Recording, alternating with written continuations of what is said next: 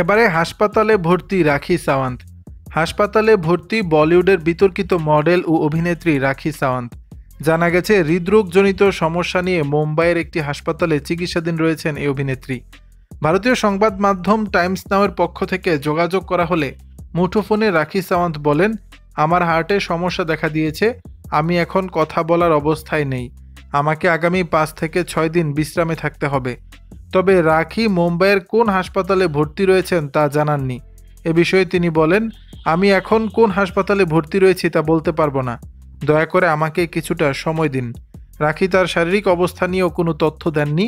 পরে এ বিষয়ে তার ভাই রাকেশের সঙ্গে যোগাযোগ করা হলে তিনি বলেন, 14ই মে রাত 8:30টার দিকে ঘটনাটি ঘটে। সবাই জানেন রাখি ব্রেন টিউমার ও ক্যান্সারে ভুগেছেন। এটি সারা শরীরে ছড়িয়ে পড়েছিল। সে ক্রিটিকেয়ার এবং বালাজি হাসপাতালের ভেন্টিলেটর সাপোর্টে ছিল। গত 14ই মে তার শরীরের কিছু অর্গান এবং হার্ট ফেইলিয়ার হয়। আশা করছি রাখি খুব দ্রুত সুস্থ হয়ে উঠবে। ব্যক্তিগত জীবন নিয়ে বছর জুড়েই আলোচনায় থাকেন রাখি সাওয়ান্ত। সম্প্রতি তার প্রাক্তন স্বামীর দায়ের করা মামলায় গ্রেপ্তারি পরোয়ানা জারি করেছেন আদালত। ওই সময়ে দুবাই ছিলেন রাখি। কয়েকদিন আগে ভারতে ফিরেছেন। এরই মধ্যে অসুস্থ হয়ে পড়লেন এই অভিনেত্রী। দর্শক, বিষয়টি নিয়ে আপনাদের মতামত জানাবেন নিচের কমেন্ট বক্সে।